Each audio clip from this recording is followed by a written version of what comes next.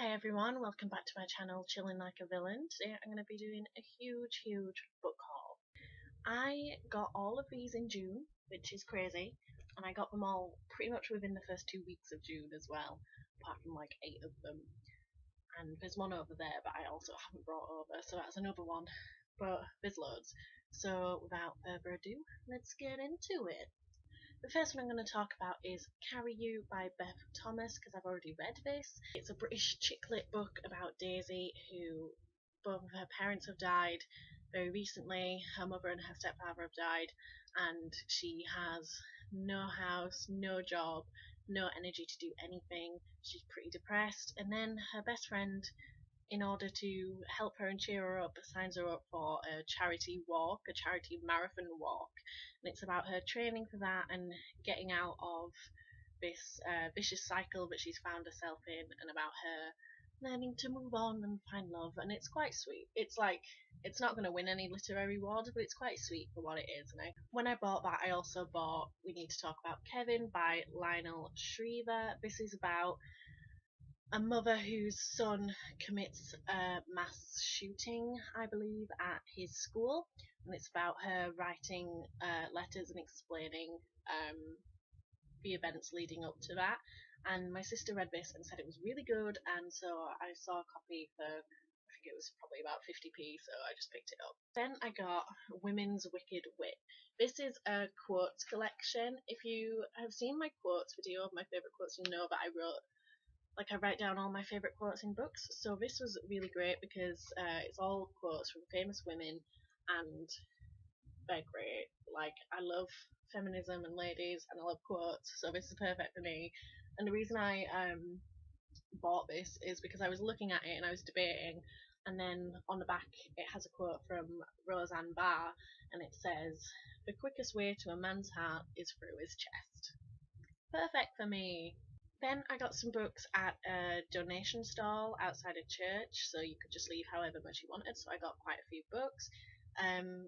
They're not all here because two of them I gave to my mother and one of them I gave to my sister. The one I gave to my sister was Spectacles by Sue Perkins, which is her autobiography, and or her memoirs. And I really want to read that because I love Sue Perkins. If you don't know who she is a British comedy presenter who does the Great British Bake Off, and she's openly gay, and she just seems really interesting and great, so I want to read that. And then the other two books I got were two standalone novels by Elizabeth Peters, who does the Amelia Peabody series, which my mum has read every single one, so I saw those standalone novels and I thought I will buy those for her. But the other books I got specifically for myself are The Colour Purple by Alice Walker. This is about Celie, who is a young black girl born into slavery in America in obviously the time of slavery, and it's about her story. I don't know too much about it. I think I know that she is LGBT character, so that's good. I know this is meant to be really good. And I picked this up, I was so excited to see this because this particular edition, I mean, the cover's beautiful anyway, but this is the one that we have currently in our Waterstones, and I was going to buy it for like $8.99, however much normal books are in Waterstones. Like, I was going to buy it because I really wanted to read it, and then I saw it at this stall and I was just like, it's fate, I have to buy it. And it looks like it's never been read. The spine isn't cracked or anything, so that's a really good bargain, and I'm very happy about it. I think I got this one. I can't really remember if I got it at that store, but whatever, we'll just say that I did. This is the first Poldark novel, Ross Poldark by Winston Graham. This follows Ross Poldark, who comes home after the wars in America in like 1700s, and comes home and finds his ex love of his life is married to someone else. His family estate is in disarray, etc., etc., and he has to like deal with that. I really love the TV show, so I'm hoping that the books are good. And speaking of Poldark, we have the third Poldark book, which is Jeremy Poldark. Now, the next 11 books I got when I went to Hull. I went to university in Hull and I graduated last year, but some of my friends are still there, so I go and see them. I say them, but it's mostly just one, and I sleep on her floor, and she's very nice to let me come over. Um, so when I go, it's like a little weekend away for me, and I buy lots of books. It always happens, and I had to borrow a bag to take them home with me because I bought loads. So that is what all these next ones are from. This is A Part of Me by Anushka Knight. I read Anushka Knight's previous novel, her first novel, which is Since You've Been Gone, and I really was so surprised by it because I really enjoyed it. And she writes sort of romance books. They're British romance books done by Harley Quinn, Mills and Boon, but they're not like bodice rippers or anything. They're like contemporary romances. This one is about a woman who has been wanting a child for a really long time, finally been accepted into the adoption process, so they want to adopt a child, her and her husband, but then some kind of secret or something happens. The secret comes out, which means their whole world is just topsy turvy, and she doesn't know whether she's going to be able to start this family. Then I got two books at Tesco's because it's two for £7. One of them I didn't need because I'm pretty sure I've got the ebook, but whatever. So the first one was The Martian with Matt Damon's lovely face on the cover. I'm sure you all know what The Martian is about. It's about an astronaut that gets stuck on Mars when all his team thinks he's dead, so they leave him there. Then I got Luckiest Girl Alive by Jessica Knoll. This is the one that I've got on ebook, but it sounds like the kind of thing I would really like. It's about Annie, who had something terrible happen to her earlier on in her life, in her teens, and she's sort of known for this horrible thing happening to her, but I believe, and a TV documentary team comes to film her wedding, comes to film her later life, and she recounts the story of what happened to her, and she is trying to deal with it, and things like that. So, yeah, it kind of sounds pretty dark, pretty twisty, so the kind of thing that I would really like. Then I got The Girl on the Train by Paula Hawkins. I'm really mad at the movie trailer because it showed me loads and I haven't even read it. But everyone was saying this is like the new Gone Girl, and Gone Girl is probably one of my favourite films. So, I mean, I haven't read the book, but I'm sure I will love it. So I picked this up because it was £1 and it's got beautiful like red pages. So yeah, I'm really excited to get to this one because it is about a girl on a train, crazy I know, who sees the same family every day as she goes past their house, and then one day the woman of the family goes missing and she gets involved and believes that she's seen something, and it kind of unravels from there as you're unraveling the mystery of how all these people are connected. Then I got the book that made my mum say, really, really, when she saw it, which is The Glass Virgin by Catherine Cookson. If you don't know who Catherine Cookson is, okay, right, she's really famous for writing like the shitty historical novels where a young Virginian girl, always gets attacked or always gets thrown out or is always pregnant, and she usually meets like a nice farmer that takes care of her, and there's an evil posh guy that wants to go out with her, and it's like, stupid stuff like that. And they always show, she's got so many books, but they always show all the adaptions on like the History Channel and stuff. Like, that's a list of all of her books. Yeah, she just like churns them on out.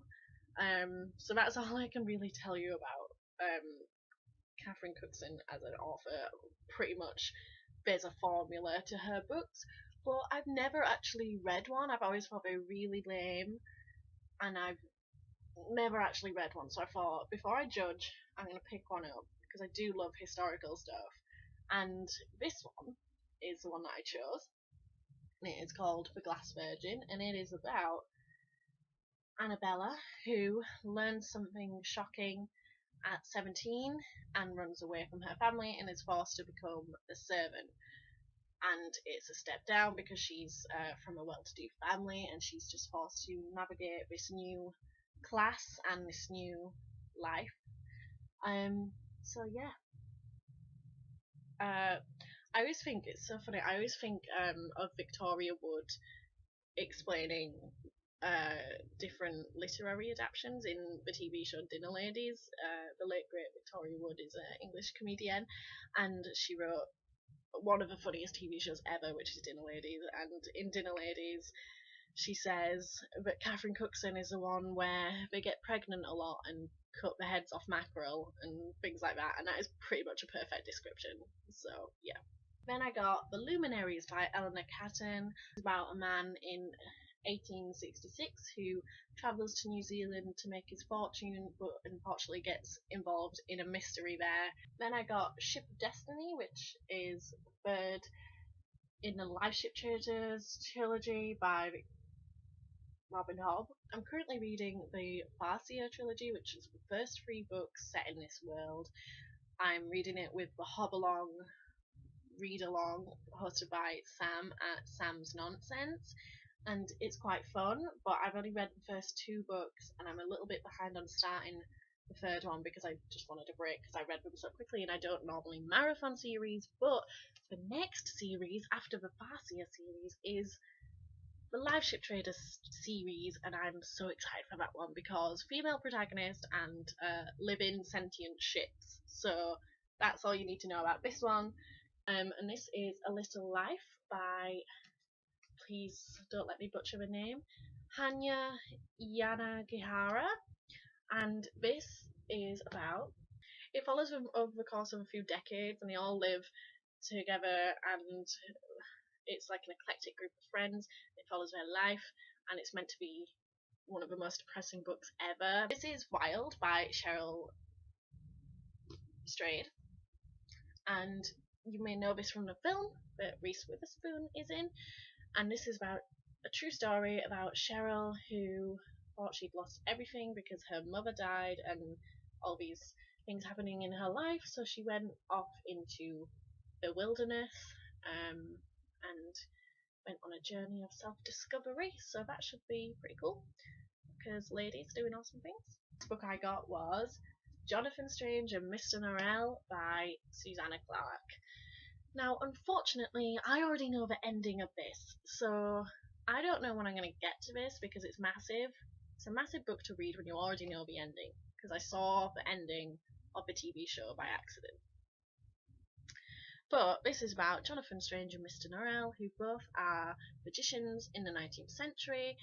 This is an alternative 19th century where everyone knows that magic exists. And they're magicians and they kind of clash and have like a magic war, I believe. I also got The Angel's Game by Carlos Ruiz Zafón. This is the second book after The Shadow of the Wind, and The Shadow of the Wind is one of my sister's favourite books. This is one of her favourite series, so when I saw it I thought I'm just going to pick it up because I've got the first one, so then I've got the second one for whenever I get round to it. So I got Lucy Diamond, The Beach Cafe. This is about a young woman who inherits a ice cream shop or like a beach cafe in Cornwall, and she decides to like on a whim go off and run this cafe in Cornwall and get her life back on track, and she probably falls in love and it seems really great. Me Before You by Jojo Moyes. I considered going to see the film, but I thought, no, I'll read the book first.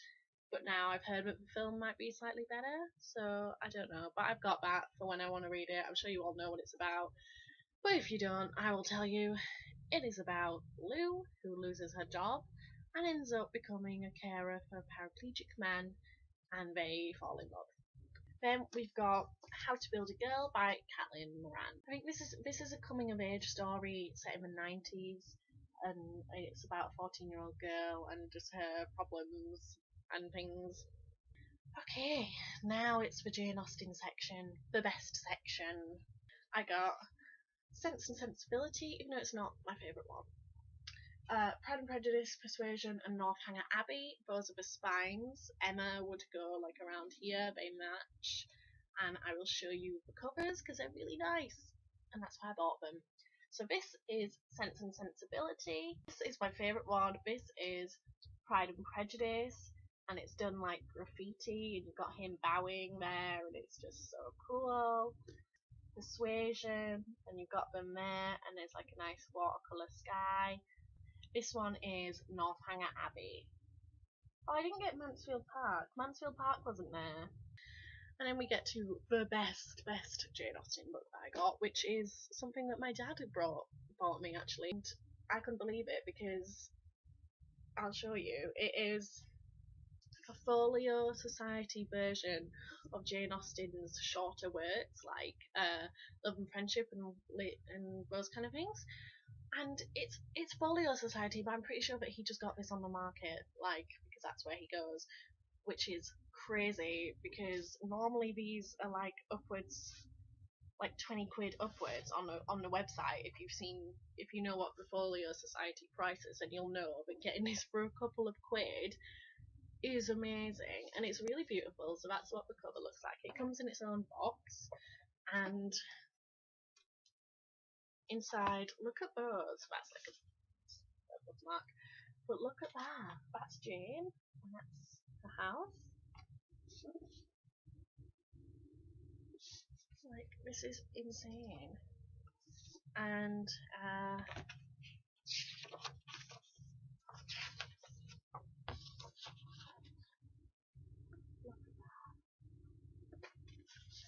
they've got it's got other pictures in there as well,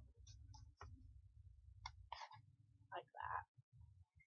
No, I'm not holding it correctly. There we go. So it's beautiful, and I'm so happy that I've got this. I can't believe it.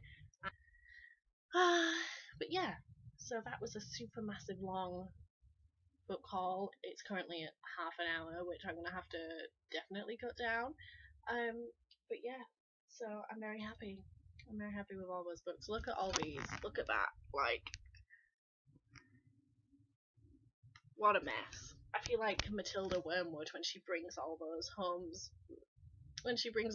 books home in that wheelbarrow, whatever it's called. Oh, too many books.